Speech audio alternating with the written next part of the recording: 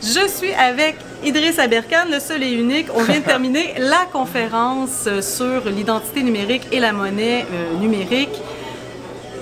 Vos impressions, Idriss Aberkan, de cette conférence et de l'après-conférence? Ça m'a fait plaisir de voir, il y avait beaucoup de boomers par exemple, et ça en France, ça aurait moins été le cas sans doute. Donc l'aspect générationnel, il y avait toutes les générations présentes. Et puis bon, les débats ont été de grande qualité. Carlo Alberto, exceptionnel, orateur incroyable. Enfin, je le connaissais, mais rien que le voir encore là, en vrai, chauffer une salle, etc. Carlo, il est exceptionnel. Donc les sujets ont été vraiment très bien traités, j'ai eu l'impression. Et le public était content. Bon, la salle était comble. Voilà, ça fait plaisir de voir que les citoyens sont impliqués dans cette question de l'identité numérique, qui va être un hold-up gravissime sur les libertés publiques. Ça m'a vraiment fait chaud au cœur de voir qu'au Québec, pourtant un État au Canada qui était réputé avoir laissé faire beaucoup de confiscation de libertés publiques, qu'il y avait des gens organisés qui s'étaient réunis contre les confiscations de liberté. Et selon vous, on s'en va où avec cette histoire de monnaie d'identité numérique? Ils vont tenter. Les monnaies, on va vers une monnaie confiscable avec une date de péremption, comme en Chine. On s'en va vers le traçage systématique, l'autorisation de la banque. Comme il a été très bien expliqué par Hervé Juvin, le député européen, on va vers une société de la permission, de l'autorisation. Il faudra demander la permission, il faudra lever le doigt. Je sais pas, on lève la main au Canada, quand on doit parler à l'école, ce sera pareil. Est-ce que j'ai le droit de voyager? Est-ce que j'ai le droit de dépenser mon argent? Est-ce que j'ai le droit d'épargner? Est-ce que j'ai le droit de cultiver ma nourriture? Ah non, ça c'est surtout pas. Et on va vers une société de la permission. Mais heureusement, on peut l'empêcher.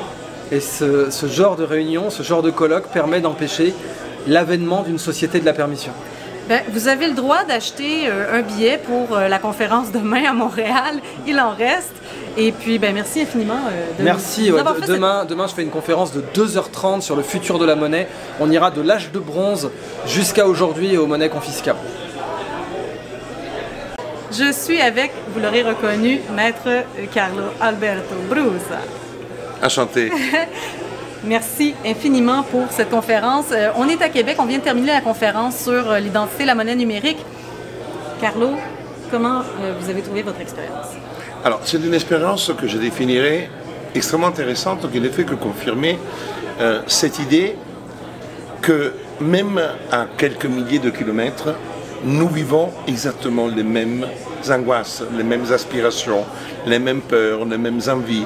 Ça veut dire tout simplement que du fait que nous sommes confrontés à la mise en œuvre d'un processus qui n'est pas lié au Québec, au Canada, à la France, à l'Europe, à l'Italie, mais qui est un mouvement du progrès, entre guillemets, occidental, eh bien nous vivons exactement la même chose. Le ressenti que j'ai en échangeant avec les personnes qui étaient présentes, ce sont les mêmes questions que l'on me pose quand je me promène en France, quand je me promène en Italie, ça m'est arrivé en Allemagne, en Belgique, en Espagne. Ça veut dire tout simplement que à partir du moment que ce processus n'est pas un processus du gouvernement canadien ou du gouvernement français ou du gouvernement italien, on est déjà dans cette phase où nous-mêmes nous devons raisonner d'une manière transversale qui va au-delà de nos frontières. Nous aussi, qui avons l'envie de sauvegarder la liberté, de sauvegarder cet espace humain dans lequel l'humanité et l'humanisme soient sauvegardés, elle ne se fera pas de manière verticale, chacun de nous, à l'intérieur de ces frontières, parce que ces frontières, pour eux, sont des frontières éphémères qui n'existent même plus. Donc pour nous aussi, ces frontières ne doivent plus exister. Nous, on ne doit pas penser, c'est beau de dire je suis venu au Québec, mais aujourd'hui, je suis venu rencontrer des personnes qui mangent comme moi, qui pensent comme moi, qui ont les mêmes aspirations, les mêmes angoisses, les mêmes envies. Je suis avec le troisième conférencier, Jérôme Blanchet-Gravel. On vient de terminer la conférence sur l'identité, la monnaie numérique. Jérôme, tes impressions? Bon débat, un très bon débat, des bonnes réflexions, des bonnes mises en garde également, évidemment des enjeux qui vont être déterminants pour l'avenir. Donc non, écoute, mes collègues conférenciers ont très bien performé. Je les laisse commenter peut-être ma performance, mais non, ça a été un débat de haut niveau, j'espère. Puis au Québec, on a besoin de ça, élever un peu le niveau du débat. C'est important, puis donc je suis très satisfait. Parfait. Est-ce que tu aurais je sais pas, des solutions à problème. Les gens voient ça comme un problème, hein, l'identité numérique, la monnaie numérique, la monnaie centrale, dans le fond, le CBDC qu'on appelle, le Central Bank Digital Currency qu'on veut instaurer. C'est une bonne chose, une mauvaise chose. Qu'est-ce qu'on fait? Comment les gens peuvent se préparer là, à tous ces changements-là? Là, je dirais surveiller la société de surveillance, c'est-à-dire il faut rester vigilant. Comment se préparer? C'est-à-dire peut-être s'impliquer politiquement. D'abord s'intéresser à l'actualité. Déjà, c'est un bon point de départ. Libre Média, en passant. Libre Média. S'abonner à Libre Média, c'est peut-être fait partie de la solution, du moins une réponse à quelque chose. Donc s'intéresser aux grands enjeux internationaux, mais aussi nationaux, parce que l'actualité internationale maintenant est de plus en plus, disons, répond de plus en plus à l'actualité nationale, c'est-à-dire qu'on assiste à une sorte d'uniformisation de l'information, c'est-à-dire qu'un Français peut lire les nouvelles au Québec et se reconnaître dans l'actualité.